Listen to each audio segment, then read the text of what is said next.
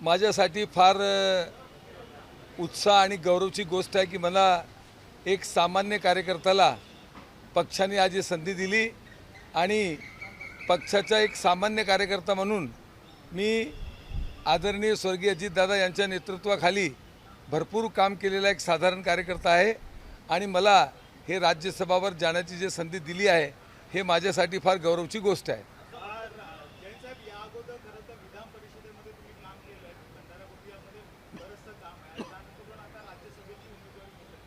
चर्चा होती शेवटच्या क्षणापर्यंत नाव निश्चित होतं मात्र काल तुमचं रात्री नाव फायनल झालं.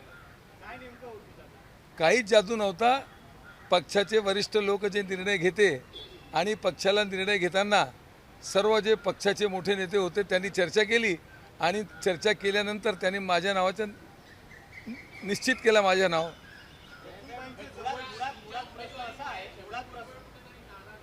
छगन भुजबळ साहेब माझे वडील सारखे आहे आणि बऱ्याच वेळा त्यांनी मला आशीर्वाद दिलेला आहे आणि मी त्यांच्या मुलगासारखा काम करणार आहे. तो नाराजीचा आमच्या पक्षात कुठेही प्रश्न नाही. गोंदिया भंडारा स्थानिक स्वराज्य संस्थेच्या निवडणुका झाल्या त्याच्यामध्ये भाजपला तिकीट मिळाली. अविनाश ब्राह्मणकर आमदार झाले. त्याच्यानंतर असं बघितलं गेलं एकंदरीत राष्ट्रवादीमध्ये पार्थ पवार वर्सेस सुनील तटकरे आणि प्रफुल्ल पटेल असा सुप्त संघर्ष प्रश्न ऐकून घ्या. सुप्त संघर्ष आहे असा बघायला मिळाला होता किंवा अशा चर्चा होत्या. मात्र प्रफुल्ल पटेलांचाच वर्चस्व पाहायला मिळाला. कुठेही हे सर्व चुकीची गोष्ट आहे. आमच्याकडे काही सुप्त संघर्ष नाही. हे सुप्त संघर्ष कुठून लोक म्हणतात आम्हाला तर समजत नाही. आज पक्षाचे आदरणीय नेते सुनित्राताई पवार, आदरणीय नेते पार्थ पवार, आदरणीय भुजबळ साहेब, दिलीप वळसे पाटील साहेब, आशिष शेलार साहेब, भरत गोगवले साहेब आणि राष्ट्रवादी काँग्रेस पक्षाचे सर्व लोकांनी एक मताने निर्णय करून मला उमेदवारी दिली. मी नामांकन दाखल केला. कुठेही असं मला तर वाटत नाही की कुठे सुप्त संघर्ष आहे.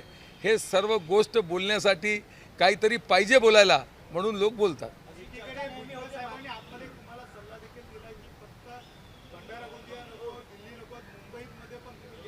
नक्की पक्षाने जे जबाबदारी दिली आहे आणि वडील सारखे छगन भुजबळ साहेबांनी जे मला सजेशन दिलं आहे तो मला जरी पक्षाने इतकी मोठी जबाबदारी दिली तो दिल्ली, भंडारा, गोंदिया आणि मुंबईपर्यंत आपले क्षेत्राचे राज्याचे विकासासाठी जे करता येतील ते मी करणार.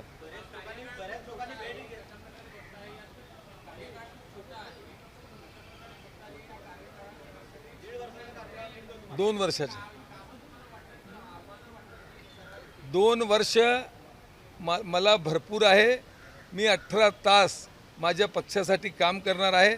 माझ्यावर आदरणीय अजितदादाचा जे आशीर्वाद होता त्यांच्याबरोबर मी जे काम केलं, महाराष्ट्र राज्य सहकारी बँकमध्ये काम केलं, विधान परिषदमध्ये 12 वर्ष काम केला आणि मी सध्या गोंदिया जिल्हा मध्यवर्ती सहकारी बँकेच्या 19 वर्षापासून अध्यक्ष आहे. हे सर्व अनुभव आणि खासदार प्रफुल्ल पटेल साहेब आहे, पार्थ पवार साहेब आहे, यांच्या सर्वांचा जे मला तिथे सहयोग भेटणार आहे आणि महायुती आहे म्हणून काम करताना कुठे अडचण होणार नाही.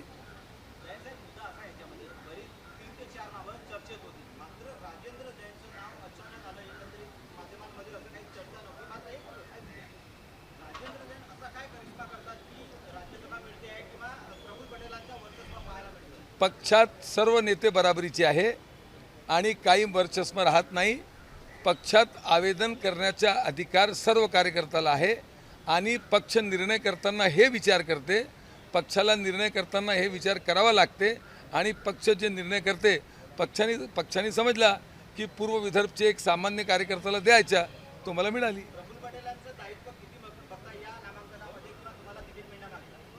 माझ्या माहितीप्रमाणे मला सर्व नेत्यांनी माझ्या नावावर एक मताने शिक्कामोर्तबा केला तो माझे सर्व नेत्यांचा माझ्यावर आशीर्वाद है.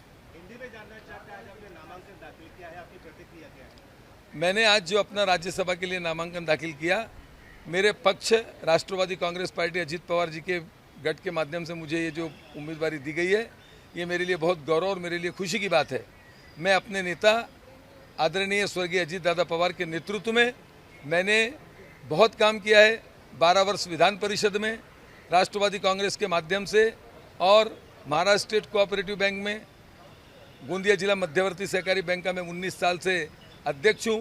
मैं जिला परिषद का मेंबर था और ये सब गतिविधियों को देखते हुए आदरणीय सुनेत्राताई पवार, आदरणीय पार्थ पवार, आदरणीय सुनील तटकरे साहब, आदरणीय दिलीप वळसे पाटिल साहब और सभी लोगों ने मिलकर, आदरणीय छगन भुजबल साहब मेरे पिता समान हैं, पिता तुल्य हैं, उनका मार्गदर्शन मुझे सदैव प्राप्त होगा।